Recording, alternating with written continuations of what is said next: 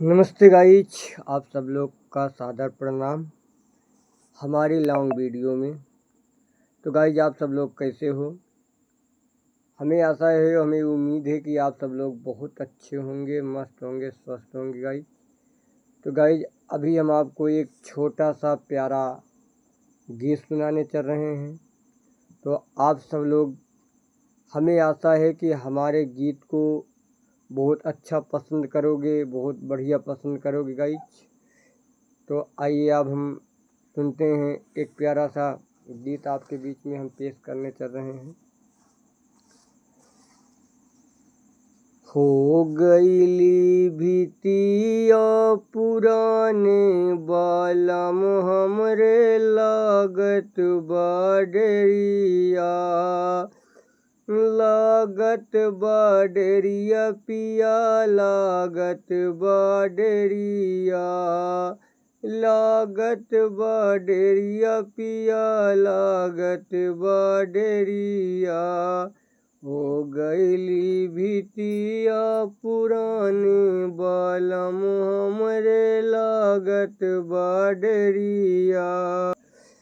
नैहर में रहली पिया खूब बाखत रहिला, नैहर में रहली पिया बखानत रहिला।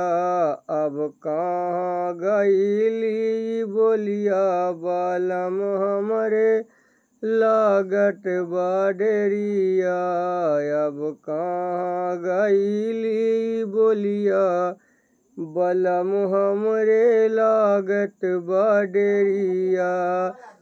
तब तो कह हमरे महला दुई महला, तब तो कह हमरे महला दुई महला।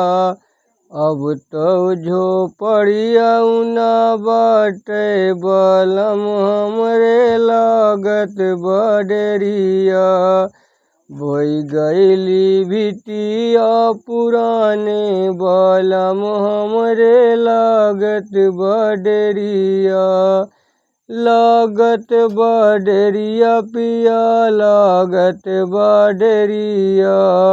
कहाँ चली गईली बोलिया बालम हमरे लागत बाडरिया। नैहर में रहली पिया खूब कहत रहिला, नैहर में रहली पिया खूब कहत रहिला।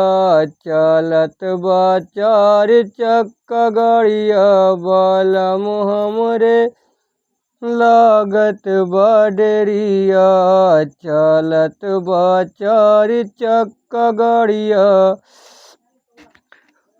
बालम कहाँ चल गईली बोलिया। हो गईली भीतिया पुराने बालम हमरे लागत बाडरिया।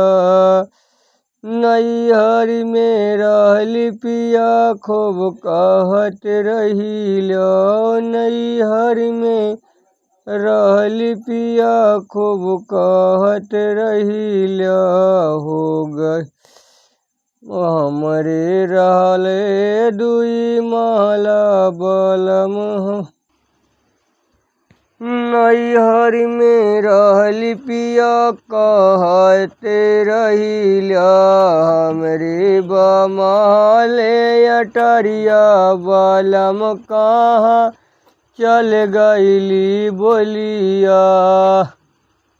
रहली बमाले अटरिया बालम हमरे बालम कहाँ चल गईली बोलिया।